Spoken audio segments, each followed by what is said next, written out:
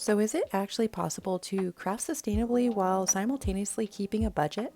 In my last video, we started exploring different ways to incorporate more sustainable practices into your crafting practice. And if you haven't already watched that video, I'll link it here. Today we're continuing our sustainability conversation, and this is super cool because I've noticed a lot of other artists and YouTubers talking about sustainability too. Maybe it's because our collective economies are going down the drain, or that the recent natural disasters are making people finally wake up and see that we're living through a massive climate shift.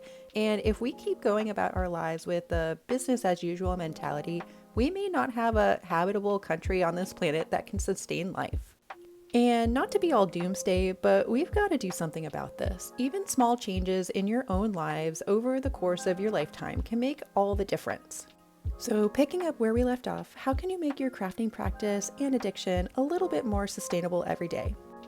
If you're new here, I'm Katie. I'm a self-proclaimed craftaholic, and on this channel, I sometimes do random crafts, but I mostly bring you along for my hand embroidery journey. I design hand embroidery templates and patterns in my free time, and I sell digital downloads online. My store link will be in the description. Today we're talking about sustainability while crafting on a budget. I'm currently working on my latest hand embroidery design, which is in my new feminist series. We've already talked about buying used, turning trash into crafting supplies, and borrowing tools. Similar to borrowing, you could rent tools or space to craft. Renting tools, space, or becoming a member at a local co-op is becoming more available. There are lots of co-op shared crafting places that provide drop-in or single-use dates, even memberships. For instance, I've seen the co-op model used a lot in the pottery niche, where pottery studios sell memberships that allow you to come in and collectively use the space, including all the tools, wheels, and firing projects in the kiln. This setup can lower costs and keep the hobby for everyone more sustainable, especially in a niche as pottery where it doesn't make a lot of sense for everyone interested in pottery to have their own private studio. Cooperative sewing studios are becoming more popular too. I've seen sewing co-op spaces set up with several rows of tables and sewing machines where people can get one-on-one coaching or simply drop in and use the space in the machines. This is an ideal situation for experienced sewists that may not have their own machines or the space to work on projects at home, because let's be real, you need a lot of space for sewing, and it's not always practical to have a giant cutting table in the middle of your home.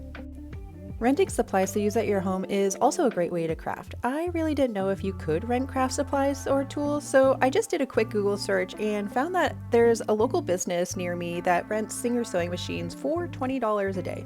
If you just want to try it out for a weekend, $40 for a 2-day rental is a lot cheaper than owning and maintaining your own sewing machine. I'm really curious, have you rented craft supplies before? I'd love it if you left a comment and let me know what you rented and if it was worth it. Another good sustainability hack is using all your supplies up before purchasing new and more supplies. This is a special one for me because I've been really trying hard this past couple of years to not hoard supplies and to use all my supplies on hand before purchasing more. When I limit my supplies on hand, I often find that my creativity is greater because having a limited, imperfect quantity of something challenges me to think outside the box. For instance, I wanted to paint Christmas cards for all my clients, but I only had postcards, which I purchased in bulk because the price was way too good to pass up, and I love the postcard size of paper. Instead of going out and purchasing new cardstock watercolor paper, I decided to use the postcard watercolor paper and send everyone something a little different. My clients absolutely loved getting hand-painted Christmas postcards, and I used up a lot of the supplies I already had available. I didn't spend any extra money, and I used something I already had on hand. Using your supplies on hand can be especially useful in the beading, crocheting, knitting, and sewing niches, as a lot of us tend to purchase more and more supplies to increase our stash so that whenever inspiration hits, we have the materials on hand. However, if we're all truthful with ourselves, most of that supplies ends up getting stored in a bin, forgotten about, and never used. So next time you're at the craft store, remind yourself that you probably don't need that one more skein of yarn and that you should use what you have at home first. This one's hard, but let's bring it back and focus for a minute. What crafts do you really truly love doing and can't live without? Could you choose 1 to 3 crafts? Focusing on fewer hobbies and crafts, in my attempt to become more sustainable, I've tried to focus my energies on fewer hobbies. This forces me to only purchase supplies for the hobbies that I've decided to invest my time in. Additionally, this allows me to better focus the little bit of time and money that I have at becoming really good at just a few things. My hobbies that I've chosen to spend my time on are hand embroidery, sewing, and watercolor painting.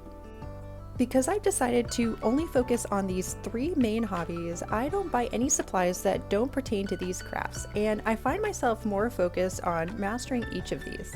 I still like to have the freedom to move between different forms of creative expression, but having a more limited selection makes it easy to decide what to work on and what projects to finish. Additionally, I do try to only have one or two different projects active at one time. If I make myself finish a project before starting a new one, I find that I actually have a higher likelihood of finishing a project at all. When I'm too free and open to starting a new project when an idea hits me, I never finish anything at all. Instead, I have a list of ideas for new projects and slowly work through that list, rarely starting a new project until finishing the one that I'm currently working on. Moreover, only focusing on embroidery, sewing, and watercolor means I'm not doing all the other hobbies I also enjoy. Instead, I like to support local artists, small businesses for handmade jewelry, stickers, and stationery, knitted apparel, unique t-shirts, pottery, and other crafts I appreciate but don't have the time to master. And I only purchase when I need something. When a plate breaks, I buy a new plate from my friend who is a potter. When I lose an earring, I purchase a new set of earrings from a jeweler I like on Etsy, and limiting my consumption prevents me from having too much stuff and purchasing things I don't really need. So if you want to craft sustainably on a budget, you probably should, you guessed it, have a crafting budget. Setting a budget each month for craft supplies and tools is going to be different for everyone. If you're young and in college, you likely have a lot less discretionary money for crafting than someone that's retired and has a well-funded retirement fund.